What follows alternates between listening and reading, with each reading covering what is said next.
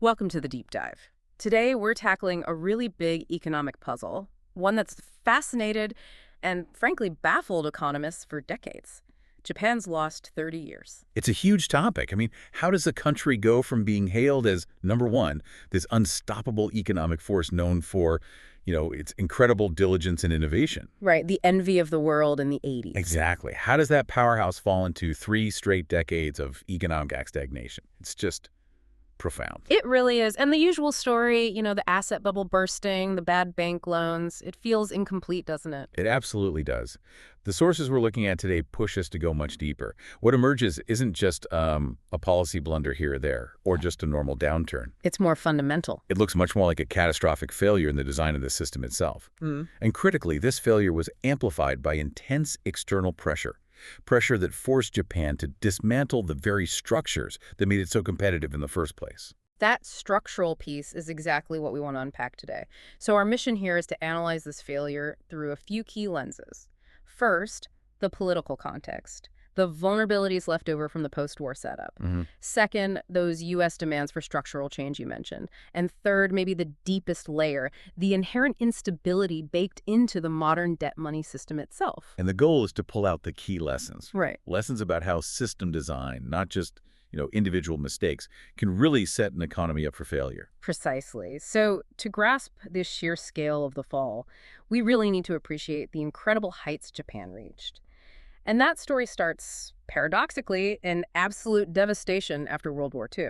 It's hard to even imagine the scale. We're talking about 59 out of 66 major cities practically wiped out, over 400,000 civilian deaths.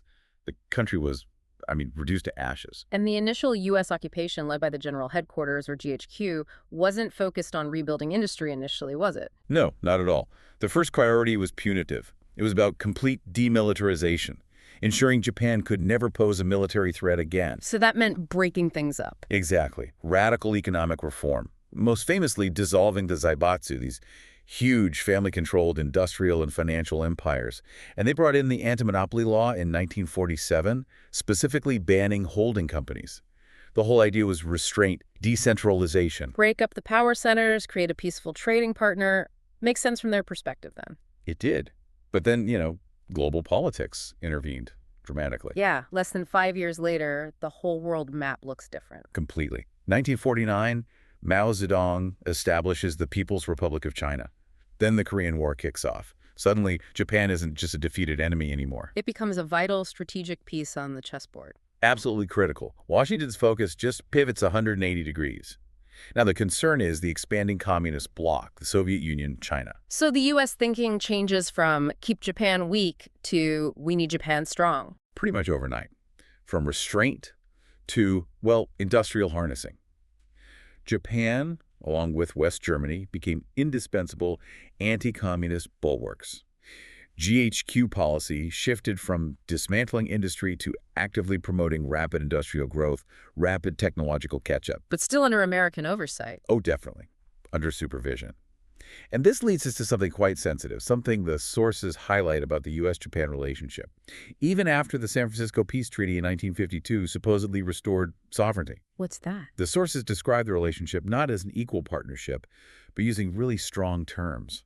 A suzerainty and a protectorate. Wow, suzerainty and protectorate, that implies a lack of full independence. What's the evidence for framing it that way? Well, the sources point to the structure of key institutions. Take the Japan-U.S. Joint Committee.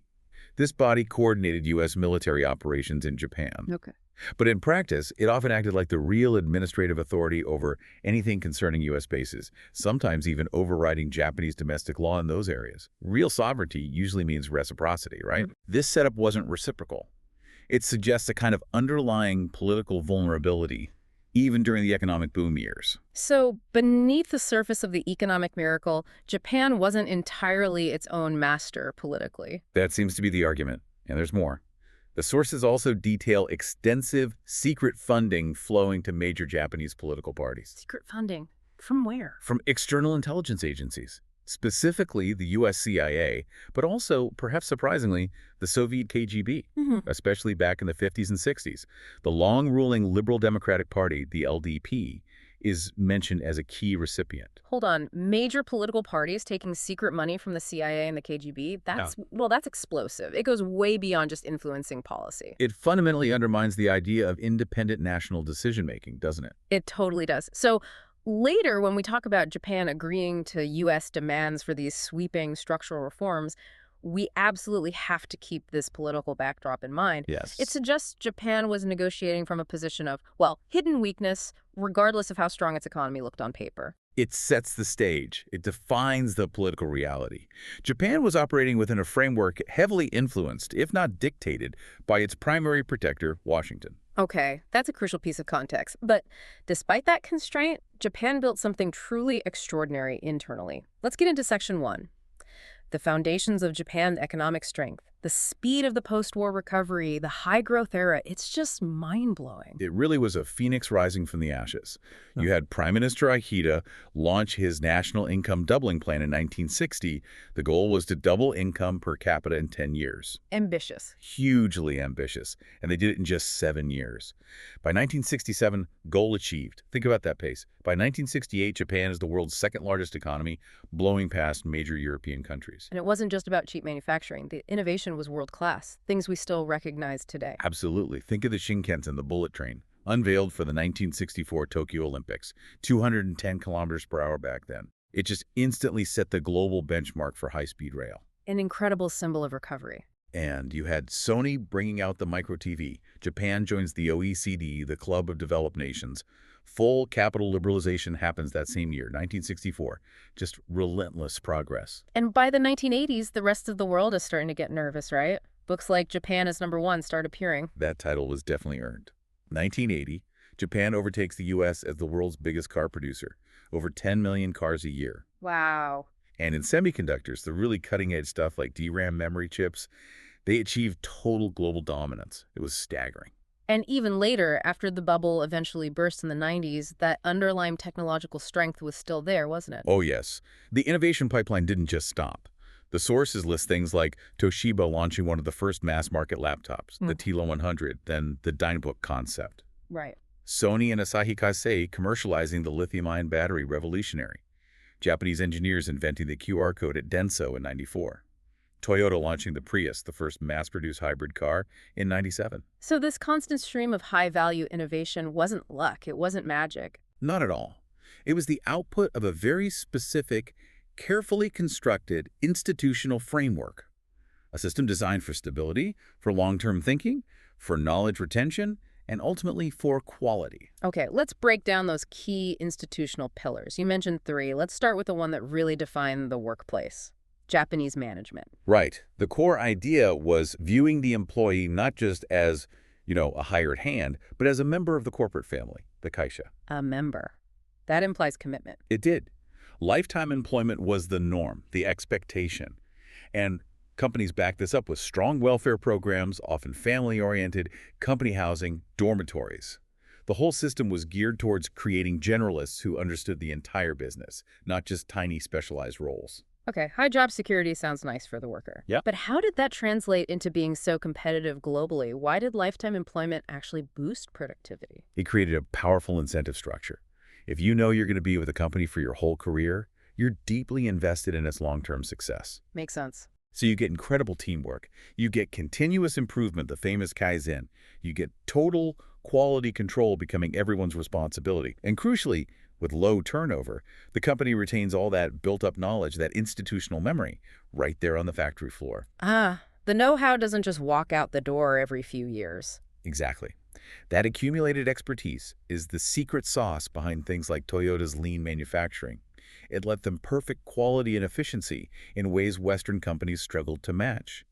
It also meant companies could invest heavily in training their people without fearing rivals would just poach them later. Stability breeds quality. Got it. Okay, pillar number 2. The Keiretsu and cross-shareholding. This always sounded a bit opaque, maybe even anti-competitive to Western observers. It did, but it served a very specific defensive purpose. The Keiretsu were these networks like Mitsubishi, Mitsui, Sumitomo groups. Unlike the old Zaibatsu, which were vertically controlled by a family, Keiretsu were more horizontal. Affiliated companies would own small chunks of each other's shares, mutually held stock. Like a web of ownership. Why do that? It was a direct response to capital liberalization in the 60s and 70s. As Japan opened up its financial markets, companies rightly worried about foreign investors swooping in, buying up stock, and launching hostile takeovers. Ah, so cross-shareholding was like building a fortress wall around the company. Pretty much. It was actively encouraged by the government and banks. It created this stable capital structure that insulated companies from the short-term demands of the stock market, especially foreign pressures.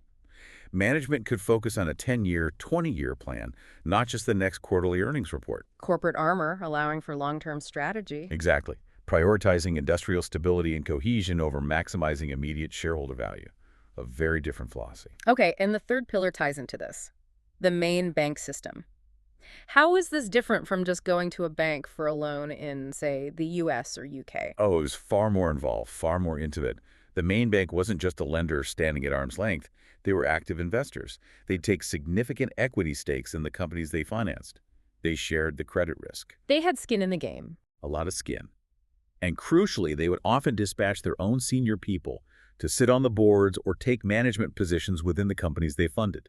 Wow, sending their own managers inside the borrowing company. That gives you incredible insight and control. Unprecedented monitoring, exactly. Because they held equity and had people on the inside, the bank had a long-term incentivized view. They understood the business deeply, not just the numbers on a balance sheet.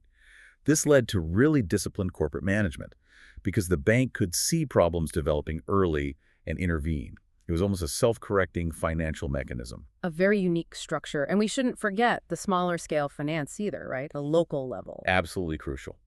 Beyond the big city banks, the sources emphasize this network of over 4,000 local cooperative institutions, credit banks, credit unions. These were deeply embedded in their local economies. Supporting the smaller players. Yes, vital for financing the thousands upon thousands of small and medium-sized enterprises, the SMEs. These SMEs formed the incredibly complex high-quality supply chains that giants like Toyota or Sony relied upon. This local banking network was key to Japan's industrial depth and resilience. Okay, final piece of the puzzle. The government's role. We often hear Japan Inc. implying this monolithic state control, especially from the Ministry of International Trade and Industry, MITI. How accurate is that picture? MIT was definitely important, no question. But the Japan Inc. label often exaggerates the level of direct financial control. MI's genius was more in coordination, in foresight, in strategically guiding R&D, particularly non-defense R&D. So less direct command, more like a conductor. That's a good analogy. They facilitated cooperation, sometimes forcing fierce rivals to work together on pre-competitive research. They helped build industry consensus. They used subsidies and tax breaks strategically to nudge development in key areas. And the textbook example of this working brilliantly is the VLSI project, very large-scale integration in semiconductors. Defines the MIT effect perfectly. This ran from 1976 to 1980. MITI launched this massive 70 billion yen joint project. And they got over 100 top researchers from 5 huge bitter rivals, Fujitsu, Hitachi, NEC, Mitsubishi, Toshiba, to collaborate in a single R&D facility. Getting fierce competitors to share research secrets? That sounds almost impossible. It was unprecedented. But this forced collaboration led to fundamental breakthroughs, especially in the manufacturing equipment needed to make advanced chips, things like optical steppers for etching circuits. And this laid the groundwork For Japan's absolute dominance in GM memory chips through the 1980s, they basically leapfrogged the U.S. manufacturers almost overnight, thanks to the fundamental technology developed in that project. proof that smart government coordination can yield incredible results. But there's a counterpoint to the Japan Inc. idea regarding funding, isn't there? Yes, and it's fascinating. Despite this image of the government pouring money into industry, the sources note that by 1989, the Japanese government actually funded only about 20% of the country's total R&D. 20%, that sounds low. It was the lowest percentage among all the major industrial nations at the time. It really underscores that the engine wasn't massive state spending. It was the private sector's commitment, operating within that stable institutional framework we discussed, with the government playing a crucial, strategic, but not financially dominant role. Okay, so we've painted a picture of this incredibly successful, internally coherent economic machine. Lifetime employment fostering skills, Keiretsu providing stability, main banks ensuring discipline, MIT coordinating strategically. Now, let's talk about how this machine started to get dismantled. Section 2. the trade wars and structural reform demands. This really kicks off in the 1980s, It right? does. The U.S. was facing its own problems, the famous twin deficits, big budget, and trade deficits. And politically, a lot of the blame was being pointed squarely at Japan. The narrative was that Japanese imports were killing American jobs, especially in manufacturing. Japan is exporting unemployment. That was the phrase. Exactly. And the U.S. reaction started with trying to manage trade in specific sectors. Starting in 1981, they pressured Japan into accepting voluntary export restraints, VERs, on automobiles. Initially capped imports at 1.68 million cars a year. Voluntary, but not really voluntary. Not really, no. And this managed trade approach quickly spread. Steel, machine tools, semiconductors all faced similar restrictions throughout the 80s. The political heat was intense. There was that infamous incident in What Congress. about the Toshiba incident in 1987? Yeah, that was pure political theater, but incredibly symbolic. Members of Congress, angry about alleged illegal technology sales by a Toshiba subsidiary, took sledgehammers and smashed Toshiba products' radios, cassette players right there on the Capitol lawn. Just visceral anger. It shows the level of resentment. It really does. It wasn't just about trade numbers anymore. It felt personal, political. A sense that an ally was playing unfairly and winning too big. So when these sector-by-sector restrictions didn't really fix the overall U.S. trade deficit, the American argument shifted, didn't it? It became less about specific products and more about Japan itself. Exactly. The narrative changed profoundly. Now, the U.S. started arguing that the problem wasn't just Japanese prices or quotas. The problem was Japan's entire economic structure. Their unique way of doing business. Right. Things like the post-war antitrust laws, the Keiretsu networks, the main bank system, lifetime employment. All the pillars we just discussed were suddenly labeled structural impediments or non-tariff barriers, things that supposedly prevented U.S. companies from competing fairly inside Japan. So the U.S. was essentially saying, your system, the one that generates stability and quality for you, is inherently unfair to us. That's the gist of it. And this argument gained a lot more traction because Japan wasn't just an industrial competitor anymore. It was becoming a financial superpower, too. Ah, the rise of Japanese banks. Staggering. By 1989, Japanese banks held 9 of the top 10 spots globally by total assets, 9 out of 10. Incredible dominance. This financial muscle directly challenged U.S. dominance in global finance. And you started hearing arguments, even from defense circles in the U.S., that Japan's economic success itself was becoming a threat to American national security. So trade friction blends into financial competition, blends into national security concerns. It all converged. And this culminated in the Structural Impediments Initiative, the SII, launched in 1989. This wasn't just about trade anymore. The U.S. presented Japan with a sweeping list of demands for domestic reform. Covering everything. Everything. Administrative procedures, corporate governance rules, banking regulations, the Keiretsu system itself. And given that political backdrop we discussed earlier, the Suzerainty relationship, these weren't really friendly suggestions. They were effectively policy orders. That's how the sources frame it. Now, to be fair, the official U.S. justification was presented differently. They argued these changes would benefit Japanese consumers, too, by breaking down closed distribution networks, increasing transparency, boosting competition, lowering prices, and giving foreign firms a fairer shot, especially at things like public works projects. So framed as pro-consumer, pro-competition, liberalization. But what were the specific changes Japan actually implemented under this pressure that proved most damaging to its own model? Well, several stand out because they directly targeted those pillars of competitiveness. First, Japan agreed to massively expand public investment, over 400 trillion yen pledged over a decade, partly to stimulate domestic demand, partly to open up construction projects. Okay, huge fiscal spending. What else? Second, they had to simplify rules for foreign companies acquiring Japanese firms.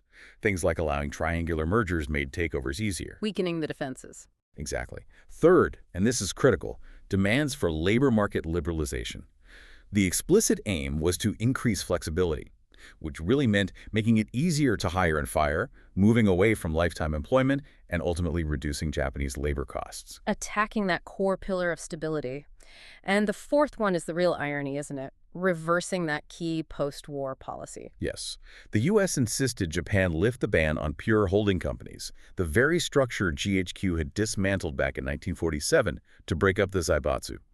Japan finally did this in 1997 by revising the anti-monopoly law. So the U.S. forced Japan to undo a core part of the post-war reforms they themselves had imposed 50 years earlier. Precisely, and allowing pure holding companies fundamentally weaken the Keiretsu system's defensive structure. It made Japanese companies, especially banks and major manufacturers, much more vulnerable to global financial pressures and hostile takeovers. The corporate armor was gone. It really highlights how U.S. priorities had shifted 180 degrees, from demanding decentralization for peace to demanding centralization and openness for market access. The economic interests had clearly taken precedence. Let's drill down on the semiconductor war. It feels like a perfect microcosm of this whole dynamic, how trade conflict morphed into something that damaged Japan's long-term technological edge. It really is a case study. The 1986 Japan-U.S. Semiconductor Agreement was a watershed moment. The U.S. demanded Japan take action against alleged dumping of chips, fine.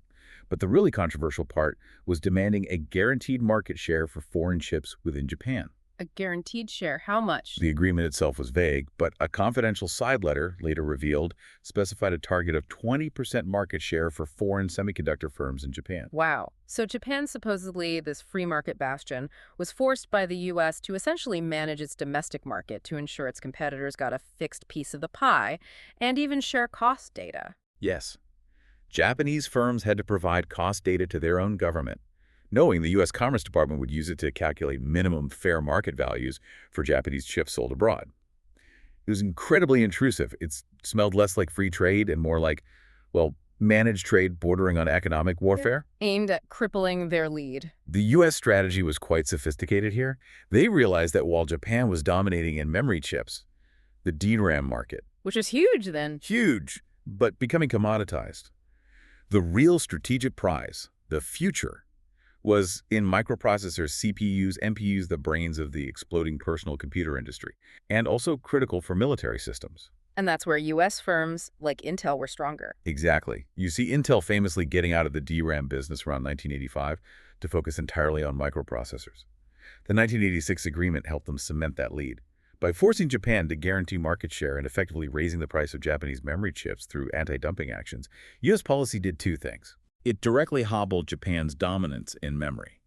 And maybe more importantly, it created the breathing room, the market opening, for South Korean firms like Samsung and Taiwanese firms, often supported by U.S. technology or investment, to jump into the memory market and rapidly gain scale. So the agreement effectively kneecapped Japan's semiconductor industry just as it reached the peak, allowing U.S.-backed rivals to catch up and eventually overtake them in memory. That was the long-term consequence. Japan was hampered, couldn't fully capitalize on its earlier VLSI project breakthroughs. Its rivals got the chance they needed. The technological trajectory was altered. And you look at this playbook using national security claims, market share demands, targeting specific high-tech sectors to contain a rising competitor. It feels incredibly familiar today, doesn't it? Thinking about the U.S.-China tech conflict. The parallels are striking. History might not repeat exactly, but the strategic aims maintaining technological leadership and economic dominance seem quite consistent. Okay, so we have external pressure dismantling the structures. Now let's turn inward. Section 3, the bubble and the debt tsunami. Because while the U.S. was applying pressure, Japanese domestic policy was simultaneously inflating this enormous financial bubble. The trigger point is widely seen as the Plaza Accord in September 1985. This was an agreement between the G5 nations, U.S., Japan, West Germany, France, UK, to deliberately weaken the U.S. dollar, mainly against the yen and the Deutschmark. And weaken it did. The yen surged. Massively. It went from around 240, 250 yen to the dollar before the accord, down to about 150 yen within roughly a year. That's a huge appreciation. For an export-heavy economy like Japan, that must have been a shock to the system. Major deflationary pressure. It was, and the Bank of Japan's response, understandably perhaps, was to try and offset that deflationary shock with monetary stimulus. Cutting interest rates. Aggressively. The BOJ slashed the official discount rate 4 times during 1986 alone. It hit a record low at the time of just 2.5% by February 1987. 2.5%, that's practically free money back then. Effectively. And the BOJ combined this with what they called super expansionary credit guidance. They encouraged banks, and crucially, non-bank financial institutions, to lend aggressively. This sparked ferocious competition among lenders, all chasing yield. And where did all this cheap, abundant credit flow? Not into building new factories, presumably. Overwhelmingly, no. It poured into speculative assets, primarily real estate land and property, and the stock market. It created this classic feedback loop. Cheap, credit-fueled asset purchases, which drove up prices, which increased the value of collateral, which allowed for even more borrowing against that collateral. A self-feeding frenzy. Exactly. A massive asset bubble detached from the real economy's fundamentals. Some of the anecdotes about the sheer scale of this bubble are just mind-boggling. They really help illustrate how crazy things got. They are almost unbelievable. The most famous one, perhaps. By the peak in 1989 or 1990, the estimated value of the land under the Imperial Palace in central Tokyo, just that small patch of land, was said to be worth more than the entire land value of the state of California. More than all of California. That's insane. It speaks to a level of speculative mania that's hard to comprehend. It does. Or consider the non-bank lenders, the loan sharks, the finance companies. Their lending was increasing by something like 25 trillion yen per year in the late 80s. 25 trillion yen a year, There. just from non-banks. Roughly.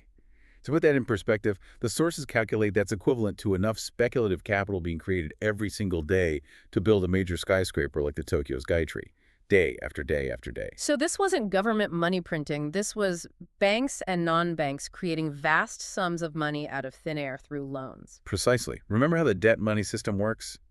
Banks create new deposits, money, when they issue new loans. The commercial banking system, fueled by low rates and BOJ guidance, was manufacturing money on an epic scale, and it was almost all flowing into asset speculation. Okay, so the party's raging. Did the Bank of Japan just not see this happening, or did they wait too long to take away the punch bowl? They definitely waited. The tightening eventually began in May 1989 with the first small rate hike. But the real slam on the brakes came later that year. A new governor, Yasushi Mieno, took over in December 1989. Mieno, he's a key figure. Very key. Seen as a hawk, he immediately hiked rates again, pointedly, on Christmas Day 1989. And then he just kept going. Raising rates rapidly. 5 hikes in total, pushing the rate all the way up to 6.0% by August 1990. The crucial point is, the stock market had already started crashing violently in the first quarter of 1990. The Nikkei index plunged about 25% just between January and March. So they were hiking rates aggressively after the crash had already begun. Yes, long after. The sources use that vivid phrase. Yeah. It was like popping a self-inflated balloon with its own needle. A sudden, sharp reversal of monetary policy right into a collapsing market. An economic assassination, some called it. It certainly felt that way. It instantly choked off the speculative demand. And then, once the air went out of the bubble, the other side of the debt money system kicked in, the dark side. This triggered what the sources call the debt deleveraging tsunami. Okay, let's unpack this mechanism again, because you stressed it's fundamental to understanding the lost decades. Why is massive debt repayment so destructive?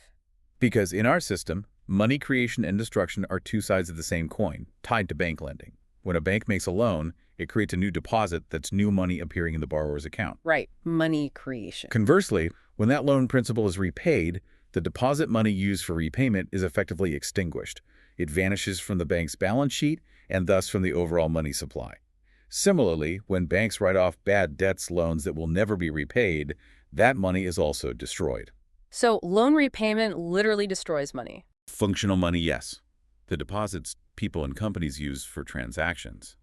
So, after the bubble burst, Japan didn't just face an economic slowdown. It faced an active contraction of the money supply itself, as everyone scrambled to pay down the mountain of debt they'd accumulated. The party turned into a panic to deleverage. Exactly. The sources describe the post-1995 period as this tsunami moving in the opposite direction. Households, companies, everyone realized they were dangerously over-indebted. They started aggressively paying down loans, selling assets to do so. How much debt are we talking about being repaid or written off? The estimates are staggering. Roughly 200 trillion yen in private sector debt was extinguished over about 9 years, from the mid-90s up to around 2004. 200 trillion yen, that's what percentage of the money supply was that? It was huge. Roughly equivalent to a quarter of Japan's M3 broad money supply at the time. That scale of monetary destruction, 200 trillion yen vanishing, is comparable in relative terms to the massive monetary contraction the U.S. suffered during the Great Depression in the 1930s. Which triggered deflation and mass unemployment then. So why didn't Japan collapse into a full-blown 1930s-style depression? That's the crucial question. A complete monetary implosion was averted, but only because something else happened simultaneously. The government stepped in with absolutely massive fiscal deficits, huge government borrowing. So as the private sector was destroying money by repaying debt. The public sector was creating money by borrowing it into existence. Japanese banks, which were drowning in trillions of yen of non-performing loans from the bubble era, fundamentally shifted their business model. They stopped lending to companies. Largely, yes. Instead of lending to the struggling private sector, they started underwriting the flood of new Japanese government bonds, JGBs, being issued to finance those huge deficits. So the collapse in private debt was almost perfectly mirrored by a rise in public debt. Pretty much one for one. The overall money supply stabilized, preventing a total collapse. But the nature of debt in the economy fundamentally shifted from private to public. The risk moved onto the government's balance sheet. And this shift wasn't just a choice by the banks, was it? There was a regulatory angle pushing them in that direction. A very important one. The International Basel I Accord on Bank Capital Adequacy, which Japan fully implemented by the end of 1992. Basel I was meant to make banks safer globally, right? By requiring them to hold more capital against risky assets. How did that hurt Japan's recovery? It created what you might call a regulatory trap. Basel I set a minimum capital-to-risk-weighted assets ratio, typically 8%. Crucially, it assigned different risk weights to different assets. Loans to corporations carried a significant risk weight, meaning banks had to hold substantial capital against them. Okay. But government bond sovereign debt like JGBs were assigned a zero risk weight under Basel I. Zero risk. So holding government bonds didn't require banks to tie up any precious capital. Exactly. Now, put yourself in the shoes of a Japanese bank in the mid-90s. You're sitting on mountains of bad real estate loans. Your capital base is eroded. Regulators are breathing down your neck about meeting that 8% Basel ratio. What's the easiest way to fix your balance sheet and boost your capital ratio? Stop making risky corporate loans and buy zero risk weight government bonds instead. Precisely. Buying JGBs gave them stable interest income with zero capital requirement. It instantly made their capital adequacy ratios look better. So the international regulation, designed for global stability, perversely incentivized Japanese banks not to lend to the real economy just when it needed credit most. It reinforced the credit crunch. Wow, a perfect storm. The private sector is desperately trying to repay debt, destroying money. Banks are incentivized by regulation not to create new money via lending, but instead to just buy government bonds. The real economy gets starved. That's the dynamic. It deepened the stagnation. And as banks were forced to clean up their book, they also sold off the vast cross-shareholdings they held in industrial companies, those Keiretsu links. Dumping stocks onto the market. Flooding the market, which of course depressed stock prices further and created a golden opportunity for foreign investors, hedge funds, private equity to swoop in and buy up stakes in blue-chip Japanese companies at bargain basement prices. It was a massive transfer of wealth and ownership throughout the 1990s. An incredibly complex and damaging picture. Okay, this leads us straight into Section 4, policy failures and the structural destruction of demand. Because if the underlying problem was this massive debt deleveraging and regulatory trap, it's maybe not surprising that traditional stimulus failed. It really did. The Japanese government did try the standard Keynesian playbook. As we mentioned, they unleashed unprecedented fiscal stimulus, over 400 trillion yen in public investment through the 90s and early 2000s. Yeah. Bridges, roads, infrastructure, textbook stuff. But it didn't reignite growth. Look at the numbers. Nominal GDP just flatlined. After peaking around 1997, it basically stagnated, hovering between 520 and 540 trillion yen for years, even decades. So the stimulus wasn't stimulating new growth at all. It seems it was only just enough to offset the simultaneous collapse in private demand caused by that debt deleveraging tsunami we talked about.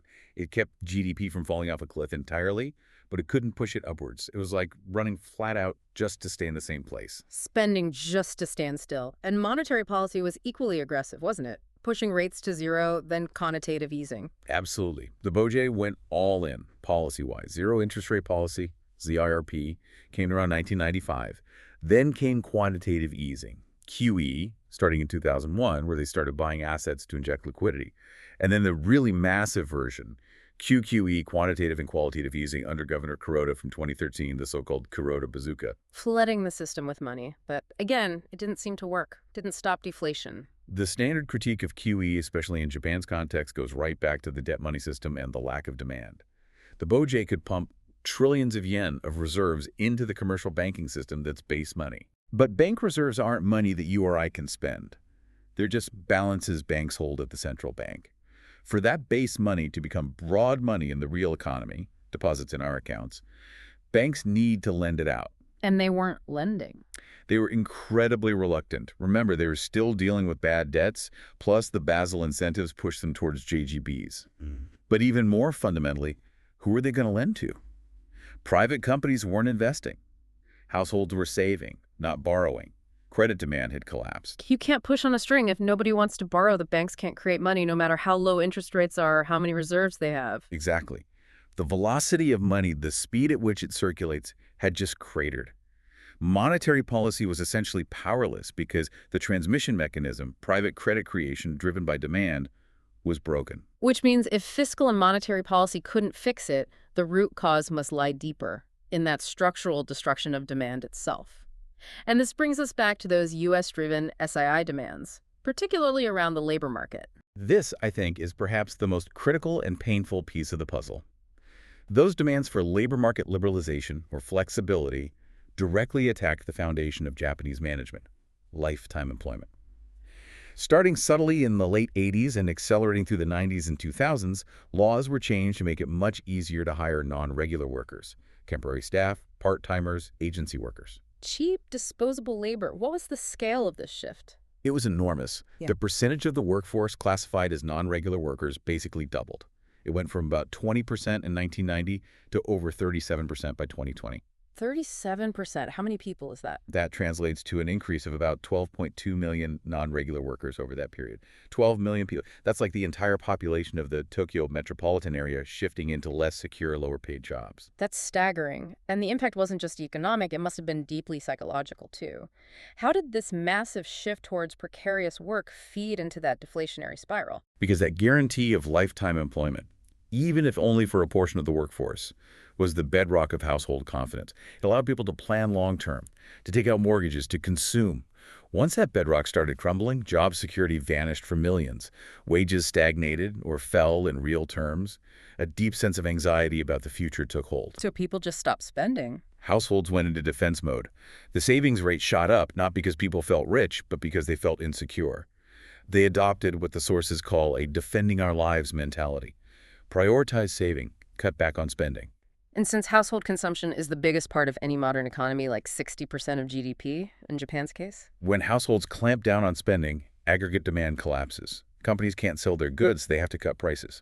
Cutting prices means lower profits, which means less investment and pressure to keep wages down or cut jobs further, which reinforces the household anxiety and the urge to save. A vicious cycle. The deflationary spiral feeds itself. Exactly. And no amount of zero interest rates could fix that fundamental lack of confidence and demand rooted in the destruction of the stable employment model. And then, incredibly, fiscal policy actually made things worse at times. Yes, through tax policy. In an attempt to get the government's own rising debt under control, they raised the consumption tax. It went from 3% to 5% in 1997, right when the economy was incredibly fragile. Then eventually up to 8% and finally 10% in 2019. We're raising taxes on spending when spending is already collapsing. That seems counterintuitive. Deeply counterproductive. Consumption taxes are regressive. They hit lower-income households and those non-regular workers hardest, the very people whose spending needed to be supported. Each hike put another drag on demand and worsened living standards, particularly for the most vulnerable. We also see the impact internationally, right, with the yen's purchasing power declining. You mentioned the real effective exchange rate, the REAR. Yes. The yen's rear fell to a 53-year low by 2023. The rears basically measures the yen's value against a basket of currencies of its major trading partners, adjusted for inflation differences. So a falling IR means? It means the yen buys a lot less internationally than it used to. So while a weak yen might sound good for exporters, Japan imports almost all its energy, a lot of its food, and many raw materials. So imports become much more expensive. Dramatically more expensive. And because many Japanese companies had already moved manufacturing offshore during the 2000s to cut costs, the benefit of a weak yen for exports was somewhat muted. But households felt the full pain of rising import prices, squeezing their real wages even further. So structural reforms destroyed job security, crushing domestic demand, tax hikes worsened it, and the falling exchange rate eroded purchasing power. A perfect recipe for 3 decades of stagnation. It's a tragic combination. Zero growth, declining real wages, rising precarity, a fate unique among major developed economies over that period. This leads us to a really uncomfortable final question, moving into Section 5. The systemic root cause and lessons learned. We've talked about policy mistakes, external pressure, but Was the Bank of Japan simply incompetent in letting the bubble inflate and then popping it so violently? Or could there have been intention? It's hard to argue pure incompetence, given the tools the BOJ had. Until the early 90s, they used something called window guidance, or Metaguchi Shido. They didn't just set interest rates, they directly monitored and to some extent controlled the volume of loans commercial banks were making. They knew exactly how much was being lent and where it was going. They had incredibly detailed data, broken down by industry, even tracking major individual borrowers. They knew about the speculative lending frenzy in real estate and stocks. They saw it happening in real time. Which makes that later quote from a former BOJ executive director so powerful. The one where he reportedly said, reflecting years later, "We are the war criminals of the bubble for not acting sooner, specifically for not insisting on raising rates back in 1988. That level of self-blame suggests they knew they were making a mistake, or at least were deeply conflicted or perhaps paralyzed politically at the time. But there's an even more provocative theory, isn't there? The idea of the princes of the yen. Yes, this theory, articulated in detail by Professor Richard Werner, among others, argues it wasn't incompetence or just hesitation. It suggests that key figures within the Bank of Japan, influential technocrats like Governors Maekawa, Miyano, and later Fukui, intentionally engineered the crisis. Intentionally created the bubble and then burst it. Why on earth would they do that? The argument is they needed a crisis, a big one, to provide the political impetus, the justification for pushing through a radical agenda of structural reform that they believed Japan needed, an agenda to fundamentally remake the Japanese economy along more liberal, market-oriented lines. An agenda that had already been laid out? Yes, explicitly. In the Maekawa Report, published in April 1986. This report, chaired by former BOJ Governor Haruo Maekawa, called for exactly the kinds of changes the U.S. later demanded via the SII. Financial liberalization, transforming Japan's industrial structure, opening markets, moving away from export-led growth towards domestic demand, essentially dismantling the old system. The timing is certainly suggestive. The report comes out in '86. The super easy money policy fueling the bubble starts right then.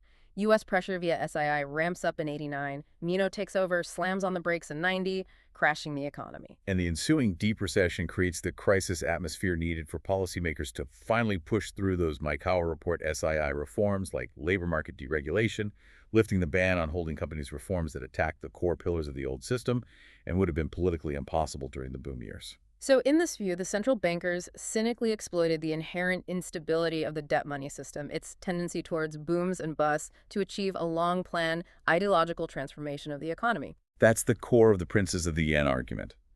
It connects the internal push for liberalization from powerful factions within the bureaucracy with the external pressure from the U.S. The result was the systematic dismantling of the very institutions, lifetime employment, Keiretsu, main banks that had underpinned Japan's post-war success, all under the banner of modernization and opening up. Whether it was incompetence, paralysis, or intention, the outcome was devastating. This whole story forces us to draw some really fundamental lessons that go beyond just Japan. Absolutely. Lesson number one has to be about the system design failure.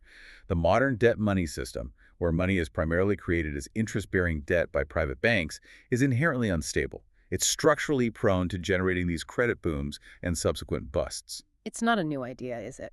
Economists like Irving Fisher warned about this back during the Great Depression. Exactly. Fisher's debt deflation theory highlighted how a shock could force deleveraging, leading to falling asset prices, monetary contraction, and a downward spiral. The Japanese experience is almost a perfect modern example of Fisher's mechanism playing out. So the system itself is flawed.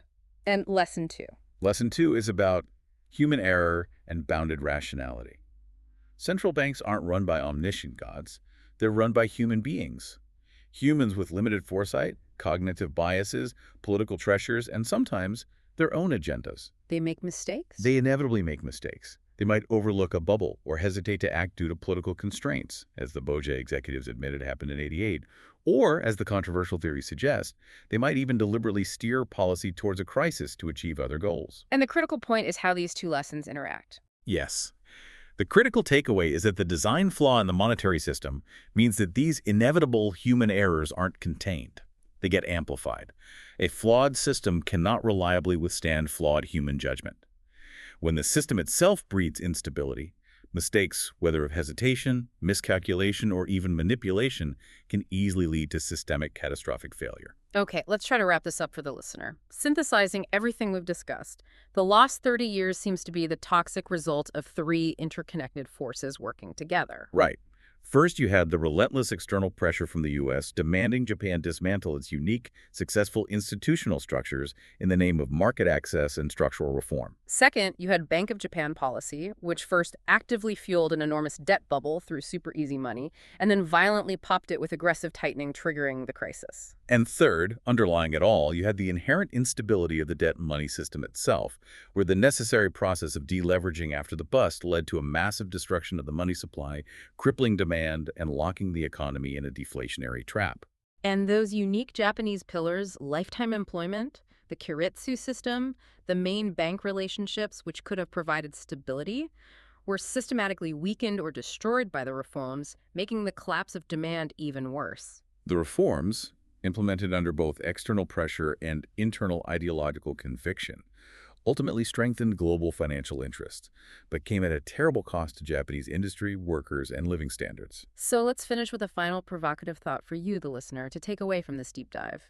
In industrial safety engineering, there's something called Heinrich's Law, or the safety pyramid. It basically says that for every major accident, like a fatal catastrophe, There are usually dozens of minor accidents and hundreds of near misses or unsafe acts that preceded it. The big disaster is just the tip of the iceberg, built on a foundation of smaller failures and risks. so applying that idea here, if the very foundation of our global economy, this dead money system where private banks create money via loans, often influenced by political aims, is inherently flawed, inherently designed in a way that generates instability. Then maybe policymakers are focusing too much on the minor accidents and near misses, trying to patch the system with ever more complex regulations like Basel III or Ep.4, tweaking capital ratios. When maybe the focus should be on the fundamental design flaw itself. Should we be thinking less about patching the existing structure and more about designing a monetary system that ensures stability and resilience even when fallible humans inevitably make mistakes? What would a global economy look like if its monetary system was explicitly designed, assuming human fallibility, assuming political pressures, assuming bounded rationality? How do you build a system robust enough to withstand the princes of the yen, or powerful financial lobbying, or just the simple, understandable hesitation of a central banker facing uncertainty, without condemning millions to decades of stagnation? That's the really deep structural question this whole Japanese saga forces us to confront. And that's where we'll leave our deep dive for today.